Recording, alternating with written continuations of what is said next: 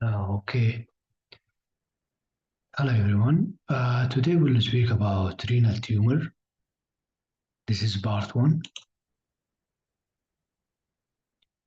The presentation. Many tumors are found incidentally, but also it is asymptomatics. So, incidentally, during the evaluation of unrelated medical issues, therefore, renal tumor are often, as I mentioned, asymptomatics. If the symptom might include flank pain, hematuria, weight loss, fever, and sweat. So sign includes flank mass, hypertension, new varicocele, especially rapid onset, or paraneoplastic syndromes. The classical triad, which is considered as rare. So the flank mass, hematuria, and flank pain. All this is come as signifies advanced disease. The workup for RCC, if suspected by clinical or radiographic finding, we'll do history and examinations, including blood pressure. We'll do imaging by a renal ultrasound, CT with or without contrast, and MRI. MRI and CT, as you see here, it is show us the size and location and is amenable to the nephron-sparing surgery. If it involves the renal vein or vena cava, is it also there is presence of thrombus or not? Contralateral kidney, is it normal or not? Adrenal gland, lymph nodes, and other organ metastases, all this seen in CT and MRI. If CT and MRI ultrasound show us the renal lesions, so renal lesions, it might be cystic as renal cyst, which is classified by Bosniak classification. Class 1, no septa, as you see here. Class 2 is view 1 to 3 septa, and it less than or equal 2 millimeter width. Class 2F, Bosniak class 2F, that's 1 or more 3 septa, or many more than or equal 4 septa, and it less than 2 millimeter as well as Bosniak 2. The Bosniak 3, this is 1 or more than or equal 4 millimeters thick or irregular septa. And Bosniak 4, it is 1 or more enhanced nodule. Here we have septa, multiple septa with nodule. This is in Bosniak 4. So if the patient have cystic lesion, simple cyst with Bosniak 1 and also Bosniak 2, this have no further workup. But if Bosniak 2F, this needs surveillance, periodic surveillance by imaging, ultrasound, CT, MRI. And if there is no change, we will continue surveillance, periodic surveillance. If the MRI or CT or ultrasound show significant change, then evaluate for suspected malignancy. And suspected malignancy, it's RCC, it's managed by surgery, or if there is a metastasis to the kidney, this is treated by metastatic management. So if the lesions is solid mass by imaging, so malignancy, directly we go for evaluation of suspected malignancy. Is it RCC or metastatic? If this solid mass is pseudotumor, then we will do DEMSA renal scan or CT MRI, optimize the image of the kidney. Decrease DEMSA uptake or abnormal mass on CT scan, suspected malignancy. Is it RCC or metastasis to the kidney? We will continue by treatment in different way. And if imaging and DEMSA scan show normal DEMSA uptake or normal parenchyma on CT and MRI, this is most probably this solid tumor is pseudotumor and no further workups. Another solid tumor is angiomyolipoma, and the management of angiomyolipoma, we'll discuss it later on. So this is all the important about the renal lesion. So if the tumor, urothelial tumor suspected, then we will check the image for classification. If the tumor centrally located and this is fill the collecting system, possibility of urothelial cancer is common in this. So we will do urine cytology for tumor marker, biogram or IVU, IVB, plus or minus ureteroscopy to check the upper urothelial tract, and management will be different. Here, this is the classification, Bosniak classification, risk of malignancy. As you see, 1 and 2 have 0 risk, 2F have 5, and 3 have 50, and 4 have 90% risk of malignancy. Evaluation of suspected renal mass malignancy, we'll do a physical examination, include blood pressure, skin exam, and lymph node exam. Hypertension can be measured and might be caused by paraneoplastic syndrome from RCC or extraglomerular tumor. This is a skin lesion you might find it during your examination. Specifically in syndromic patient, that's the patient, for example, with tuberous sclerosis, which is common with RCC. And tuberous sclerosis, it's have a skin finding of adenoma sebum, as in this patient, and also ash leaf spot, as in this patient, and here this ash leaf. You will find the pigmentation here, hypopigmented macule on the trunk and on the buttocks. But adenoma sebum is pink colored papule, usually overlying cheek and also cheekbone and nasolabial fold. Okay, and then we have shagreen patch. This is orange peel texture plaque on the lower back, as in this patient, and also we have very angular fibroma. It is very clear. This is very angular fibroma. It is flesh color papule near the nail bed. Another syndrome is known as BHD associated with RCC. It is also associated with skin manifestation known as fibrofolliculoma, which is a small white or flesh color papule on the face, neck, and also on the back or upper trunk. Another hereditary disorder associated with RCC is known as hereditary leiomyomatosis RCC. Have a skin manifestation of cutaneous leiomyoma, which is actually a small pink papule in some locations as hair follicle, for example. The papule is often painful. So cutaneous leiomyoma with hereditary leiomyoma, this is associated with RCC. And also we have the Cowden syndrome is also associated with papilloma, as in this patient. Papilloma is hard, smooth, flesh color papule, usually on the face, lip, mouth, hand, and feet. Okay, so another abnormalities, skin lesion found is known as trichomoniasis. This is histology appearance, and this is the clinical finding. Here is wart-like flesh-colored papule, typically in the face or dorsum of the hand and feet. And keratosis also occur. This is keratosis here, and in this patient, the keratosis is skin thickening of the palm, sole of the palm, and also palm of the hand and sole of the feet. This is common with Bettin hamartoma or Cowden syndrome. The last is associated, the last skin lesion associated with Cowden syndrome is known as glans macule, macular pigmentation of the glands of the penis. This is a summary, and BHD is abbreviated for Birt-Hogg-Dubé syndrome, and HL is abbreviated for hereditary leiomyomatosis.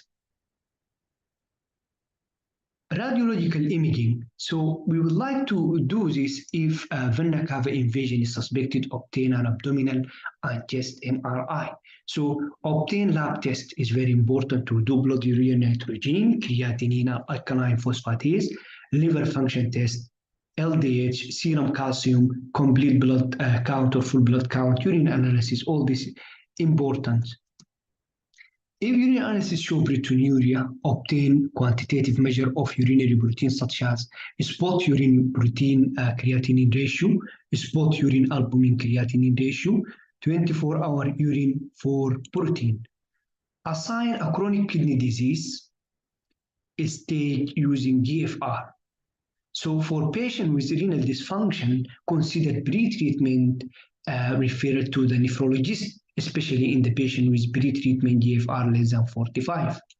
So measurement of differential renal function by renal scan may help guide therapy, especially when the contralateral kidney is small or appear to have decreased function based on CT or MRI nephrogram. Obtain chest X-ray or CT chest, so is also as an option for the patients. Obtain CT chest if the patients have abnormal chest X-ray, or the patient have pulmonary symptoms, or the patient have high risk for metastasis. Obtain bone scan if the patient has bone pain, hypercalcemia, and also elevated alkaline phosphatase and bone fracture. They might be caused by bone myths or by paraneoplastic syndrome. If neurological exam is abnormal or neurological symptoms are present, obtain brain MRI to look for metastasis, lesion associated with von Hippel-Lindau, and also lesion associated with tuberous sclerosis. And we'll do a spine image. This should be performed if symptoms or exam suggest the spinal cord is affected. So in women at risk of breast cancer, consider both performing breast examination and also mammogram. And breast cancer might metastasize to the kidney. So biopsy of the renal lesion is also indicated. So may be indicated in some cases. So biopsy of renal masses. Biopsy is not part of the standard evaluation, by the way. It should be considered when there is suspicious or the suspicion that the renal lesion might be infectious, inflammatory, angiomyolipoma, lymphoma, and tumor myths to the kidneys.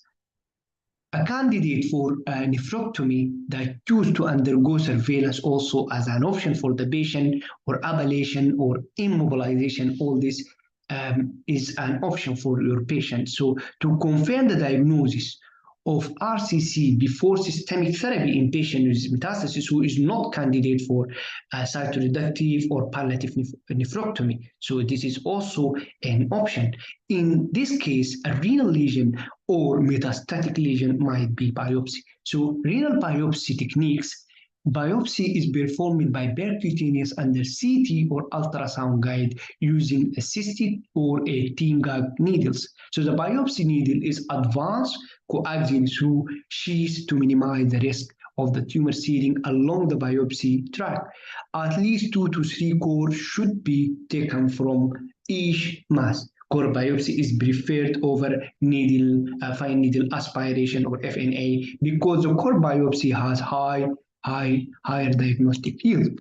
This is the needle biopsy with coaxial needles here, and also this is the biopsy needle here, and this is firing buttons. This is the tip of the needle, and also we have the sheath to reduce. This picture shows the urologist here doing the needle biopsy in office. It's as office-based renal biopsy under local anesthesia with needle pass through the probe to target the renal cortical neoplasm. And here also, as you see, this is very clear, this CT, and this is ultrasound. And as you see here, this is the needle biopsy for the renal lesion. Here also another picture of ultrasound show the needle pass. This is TR trajectory lines, and this is the biopsy device here, 16 gag to pass through the lesions and take 3 biopsy. Side effect of the renal biopsy of renal mass biopsy, serious side effect occur in 1% of the cases, include bleeding, require transfusion, severe pain, pneumothorax, and severe infection. All this considered as side effect for this or complication, serious complication. This is only in 1% of the case, bleeding and severe pain, pneumothorax, and severe infection. Also, tumor seeding might occur along the biopsy tract. To avoid this is rare, by the way. To avoid tumor seeding is more likely when the biopsy done with needle gag more than 20 gag and without coaxial sheath. So biopsy of the renal mass should be a needle. This is the needle biopsy should be less than 20 gag and coaxial sheath to minimize the risk of tumor seeding along the biopsy tract. So biopsy of cystic mass might have high risk of tumor smoothing. So therefore, to avoid this complication, you must use a small needle of 16 or 18. It is commonly associated with needle gag more than 20, or the operator or surgeon use needle without coaxial sheath. So metastatic melanoma and renal angiomyolipoma also we do for them what we call it human melanoma black. It is antibody to detect the association of melanoma and also melanocytes, and angiomyolipoma also is positive. This antibody is also found in angiomyolipoma. If biopsy of renal tumor is deemed positive for HMB45, then it's usually either angiomyolipoma or melanoma. So we will come to discuss the primary renal mass or renal tumors. Benign tumor mass includes simple renal cyst, the most common benign renal mass. Papillary adenoma, the most common benign solid renal mass. Pseudotumors and angiomyolipoma, oncocytoma, juxtaglomerular cell tumor, multi-ocular cystic nephroma, and mesoplastic nephroma, all this considered as benign. Malignant examples include renal cell carcinoma, Wilms tumors, and clear cell sarcoma, and rhabdoid tumors. So renal cell carcinoma is the most common primary renal cell carcinoma in adults. Wilms, this is the most common primary renal tumor in cancer in children. So secondary renal tumor metastasis to the kidney listed most commonly to the from the most common to least: lymphoma, leukemia, number 1, lung, number 2, breast, number 3, stomach, number 4, colon, number 5, and cervix is a number 6, and melanoma is number 7. With this consequence, it is distributed from common to least. So pseudotumor, we'll come to speak about pseudotumors. These appear to be solid renal mass on some imaging study, but are actually normal renal parenchyma. Examples include column of Britton's, fetal lobations, and Dormadry hump, and hilar lip or uncus, nodular compensatory hypertrophy, all this considered as pseudotumor.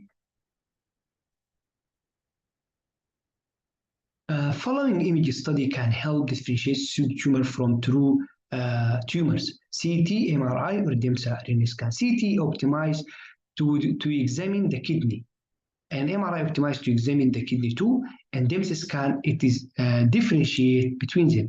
On DEMSA renal scan, pseudotumor have a normal isotope uptake, where true tumor have decreased isotope uptake. And here, this is patient with DEMSA, as you see, have a normal uptake of technetium-99. And here, this patient with tumor have abnormal absorption at this circle. This is tumor in the lower pole of the kidney, red circle here, and this is the DEMSA scan for renal tumor, and this is for pseudotumor in 2-boy dysplastic kidney with echogenic left renal pseudotumor. Dormadry hump, a focal bulk at the mid-lateral kidney through 2B from downward pressure from the spleen or liver during the development. It is more common on the left side, and as you see here, this is dormitory hump. It look like hump of the camel. So here in the ultrasound too. Relative frequency of neoplasm.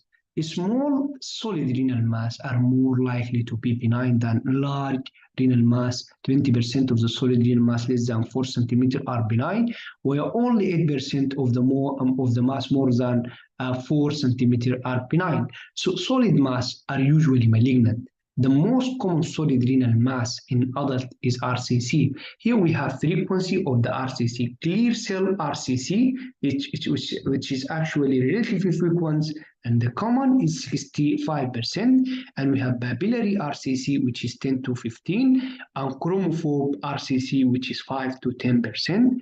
Unclassified RCCs is 1 to 4%, and collecting the carcinoma is less than 1%. Oncocytoma is 7%, and angiomyolipoma is 1 to 2% when the lesions of all sizes are included.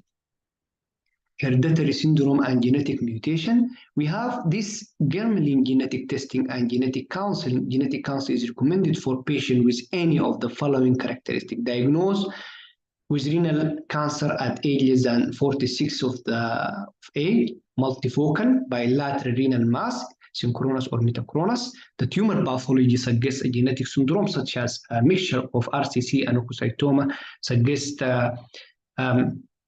Bright-Hogg-Dubé syndrome. Personal history that might suggest genetic syndrome. Example, a female with breast cancer who develop RCC might have CHEK2 mutation, and also family history suggests genetic syndrome. All this is come with hereditary syndrome and genetic testing. And here we have this schedule to show us hereditary syndrome associated with RCC. Let us speak about von Hippel-Lindau. This is associated with clear cell. And BAP1 syndrome, it's associated with clear cell. Von Hippel-Lindau is a mutation in von Hippel-Lindau gene, and BAP1 syndrome is with BAP1 gene. And CHEK2 mutation, this is in CHEK2 with clear cell also. And we have chromosome 3 translocation syndrome, so the mutation in chromosome 3, clear cell RCC, and Pittenhammer-Tumor-Cowden syndrome. It's mutated in Pitten's PTEN, clear cell RCC, hereditary papillary RCC type 1. This is a MET gene, and it is a papillary and also hereditary leiomyomatosis RCC. So this is with fumarate. So the fumarate change it's lead to such problem. Okay, so the problem here, it is fumarate dehydrate. This is papillary RCC type 2. So hereditary papillary RCC type 1 with a papillary type RCC papillary type 1, and hereditary leiomyomatosis RCC with papillary RCC type 2, and Bright-Hogg-Dubé syndrome with FLC and gene mutation. And here I have mixed RCC with oncocytoma alone, or chromophobe RCC. This is with Bright-Hogg-Dubé syndrome, or BHD. And succinate dehydrogenase SDH deficiency RCC. This is with renal cell carcinoma, various types. The various type in this genetic tend to behave aggressively, and thus surveillance for this tumor is not recommended even if the tumor are small. So SDH subunit B, C, D, this might be mutated in patient with succinate dehydrogenase deficiency syndrome. And the last one, which is common, tuberous sclerosis. This is it's the mutation in gene tuberous sclerosis 1 and 2, and also it's associated with angiomyolipoma. So an RCC various type. Here, this is a clear cell, 65% associated with von Hippel-Lindau disease, and von Hippel-Lindau gene or SDHGB, 60%, 5-year survival, and papillary 10 to 15% associated with HGBRC and HGLRCC, and MIT and FH. So chromophobe, BHD syndrome, BHD gene, 90%, 5-year survival. Onychocytoma, 7%, BHD syndrome, BHD, it is benign, and collecting duct less than 1%, and less than 5%, 5-year survival. And medullary, which is less than 1%, and sickle cell triad, it is a rare survival. So this, it is Bright-Hogg-Dubé syndrome, or BHD. This is might cause skin fibroflocculoma, as you see here. This is skin fibroflocculoma, air-filled pulmonary cyst, spontaneous pulmonary pneumothorax, and renal tumor. This is come with BHD. And fibroflocculomas are benign, small, white, flesh or flesh-colored papule, as in this patient, on the face, neck, back, or upper trunk, and usually appear after age of 20. Approximately 25% of the people with BHD develop renal tumor, most develop bilateral renal tumor and multiple tumor per kidneys.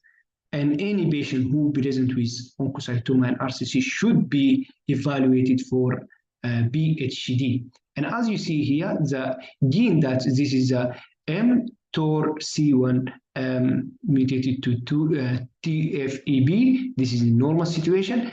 In a patient with BHD, there is problem with FLCN gene, as you see here. So it is autosomal dominant and arise mutation in FLC gene on chromosome 17. So BHD, the gene mutated in chromosome 17, and also it is occur, as I mentioned, in ear, back, everywhere. This is the skill lesion is known as fibroflocculomas.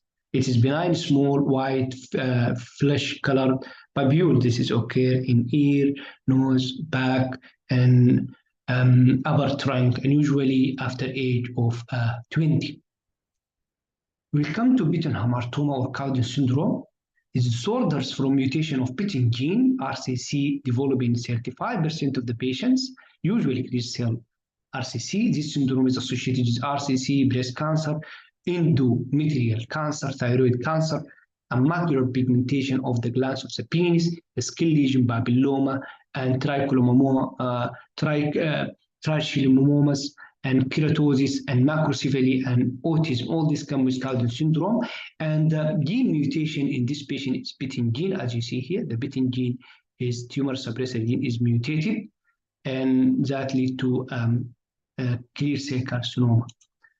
This is Cowden genes is associated with Betton mutation, tumor suppressor gene, and multiple hamartoma mouse to the GIT, thyroid carcinoma, usually follicular breast cancer, very high, and endometrial cancer, macrocephaly, and trichomoniasis also occur.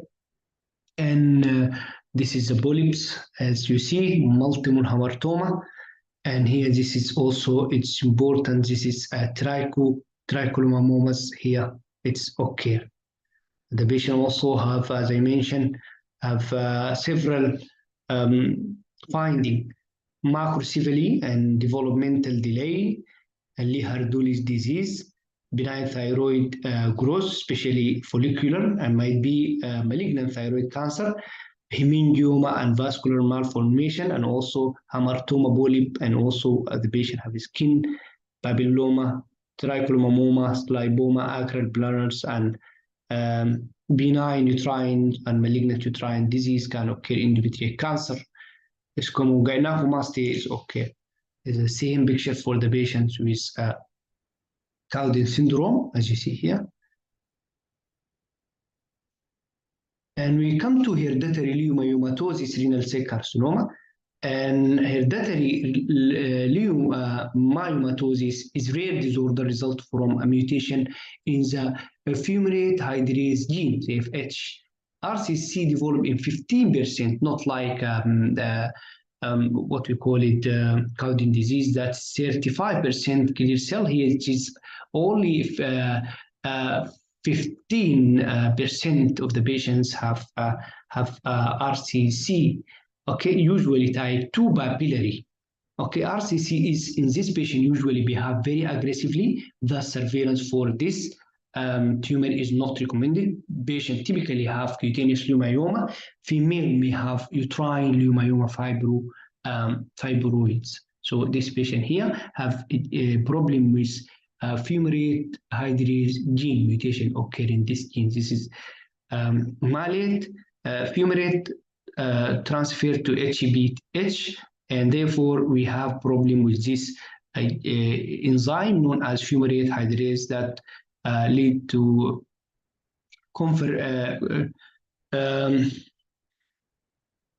conversion of malate to fumarate. Okay, this patient here, sorry, this picture is show cutaneous leishmaniasis in this patient, and here this is the histology of the patient with cutaneous leishmaniasis. Very clear, is associated with papillary cell carcinoma type 2.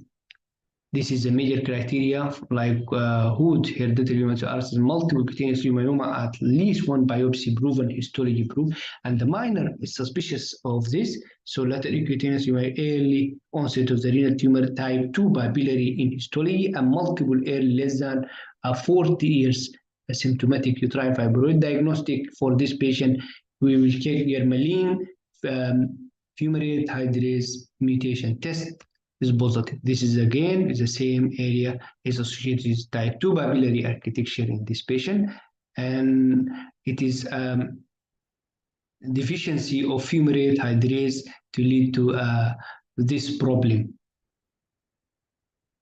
This hereditary leiomyomatosis and renal cell carcinoma by WHO 2016, and gene, as I mentioned, fumarate hydrase on chromosome 19. So here the effect on chromosome 19, okay?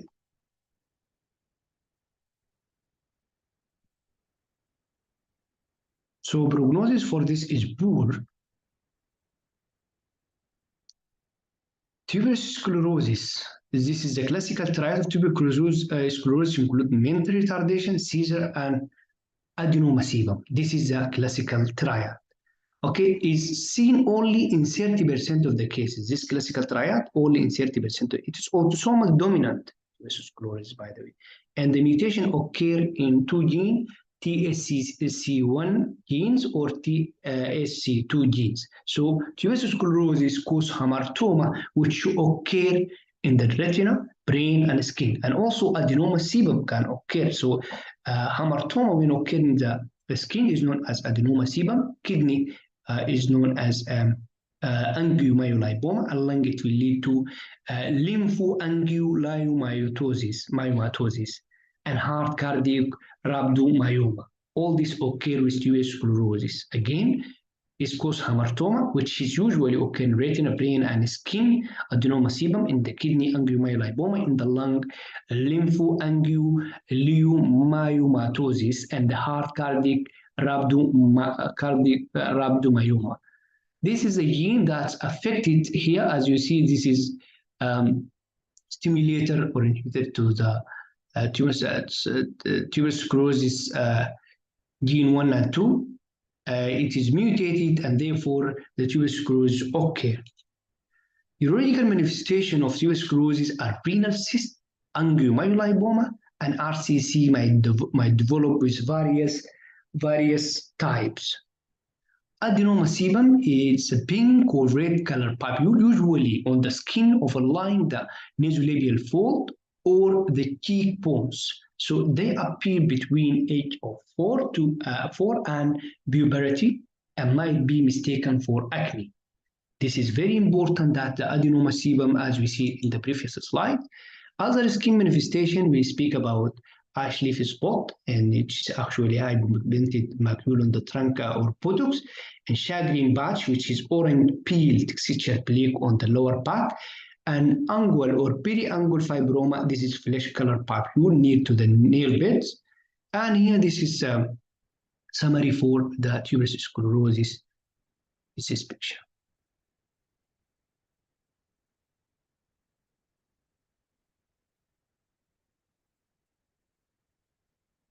Okay, tuberous sclerosis, as you see here, this is adenoma sebum. It's very important in age of 4 to puberty, and it diagnosed as acne, so it is clear. And also we have cafe or lot spot. This is a shagreen pouch. It's a shagreen pouch, okay, here. It look like orange peel texture often in the back. An ash leaf spot, as you see here, this ash leaf spot.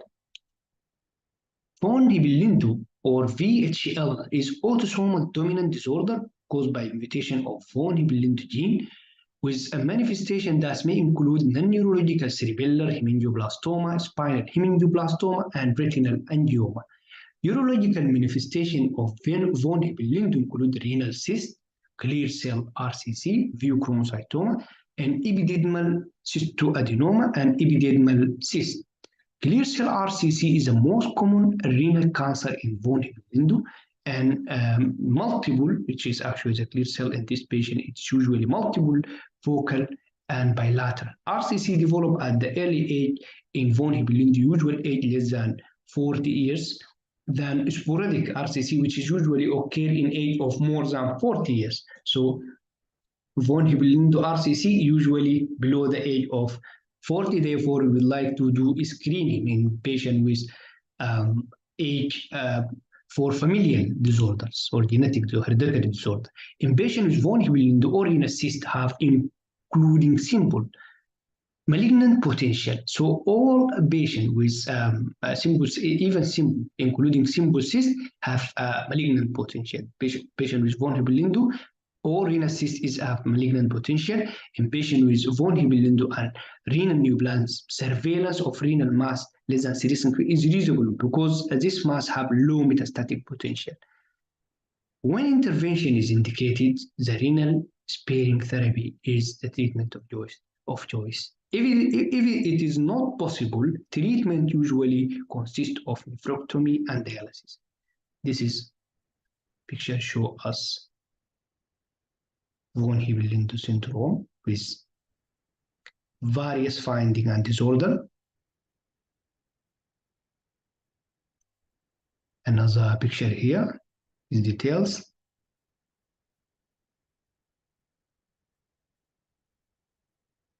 Benign renal tumors. We will come to the first most common, which is actually papillary adenoma. And the papillary adenoma is histology here to differentiate between papillary adenoma and other. Usually found incidentally during autopsy, and adenoma is lesion less than 5 mm in size, where microscopic appearance is similar to low-grade papillary renal cell carcinoma. Microscopic papillary adenoma and papillary RCC are indistinguishable. So adenoma arise from proximal tubule and have a similar cytogenic abnormalities of papillary RCC. This is histological. As we mentioned previously, if papillary hyperplasia less than 1 mm, this is if the lesions is less than 1 mm, this is papillary hyperplasia, and if the lesion is of 1 to 5 mm, this is papillary adenoma, and if it is more than 5 mm, it is carcinoma. As you see here, less than 5 mm, this is adenoma. Less than 1 mm, this is hyperplasia. This is using of stents.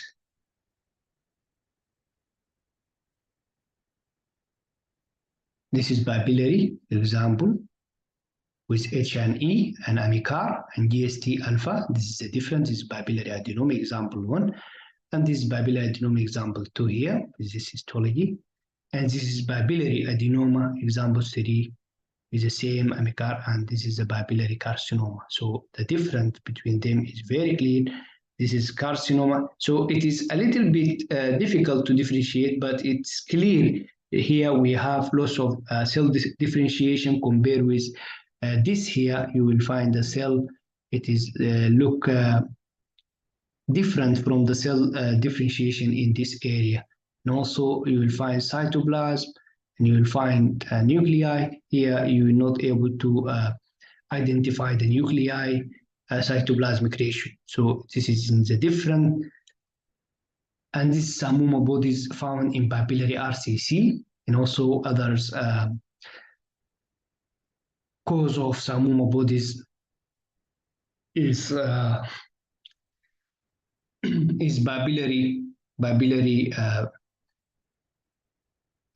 aberrant is also lead to Samuma bodies. Onychocytoma is benign renal tumors arise from collecting duct and is composed of onychocyte. Presentation most common male age 40 to 60 years and might be symptomatic or asymptomatic.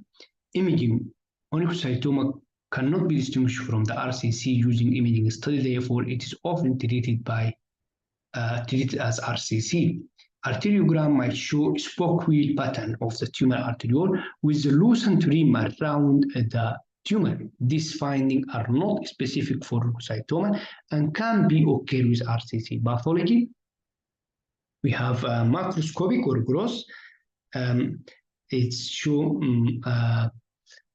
Tamas or Magoni with fibrosis capsule and often with central scar. Microscopic nest of polygonal cell with granular eosinophilic cytoplasm. And electronic microscopy, the cytoplasm is packed with mitochondria. So the management is excision is a treatment of choice. Imaging cannot distinguish from RCC, and RCC may coexist with oncocytoma. Renal biopsy cannot rule out coexisting malignant elements. This is spoke wheels patterns on arteriogram. It looks like spoke wheels on arteriogram. Juxtaglomerular cell tumors are rare benign renin-secreting tumors that arise from the juxtaglomerular cell apparatus. They are usually less than 3 cm in diameter. Presentation: young, average age is 25 years old. Diastolic hypertension, headache, elevated renin, and hyperaldosteronism with hypokalemia common with this patient. Treatment is nephrospastic excision is the treatment of choice. Others, multi-ocular cystic nephroma and mesoplastic nephroma and metanephric adenoma and metanephric adenofibroma. This metanephric tumor are benign and very rare. They consist of a small uniform tubule lined with a cuboidal epithelium. So this is a benign tumor. The last one is angiomyolipoma. Angiomyolipoma is benign renal mass composed of blood vessels. Angiomyolipoma most often in female, age of 40 to 60 years. In up to 60% of the patients with tuberous sclerosis develop AML. So up to 60% of the patients with tuberous sclerosis develop AML, and AML is often asymptomatic, and if symptomatic develop, flank pain, hematuria, hemorrhage with hypotension. This is a classical presentation if symptom is present, and it is usually asymptomatic, and the age is 40 to 60. And 60% of them, it's actually in patients with tuberous sclerosis develop angiomyolipoma. It is benign. So imaging angiomyolipoma can be diagnosed with CT scan if its classical fissures are present. Enhancing Hounsfield units less than 20 to or minus 20 to minus 80, homogeneous, not classified, and not cystic angiomyolipoma is a hyperechoic. Angiomyolipoma cannot be diagnosed with ultrasound because angiomyolipoma and RCC may look similar on ultrasound. If a CT scan cannot confirm angiomyolipoma, obtain a surgical excision removal or percutaneous biopsy. If biopsy is not confirmed angiomyolipoma, suspected malignancy and excite the mind. This is the CT with minus 20 to minus 80 Hounsfield unit in patient with angiomyolipoma. As you see, it is looked as hyperechoic, so it is hyperechoic.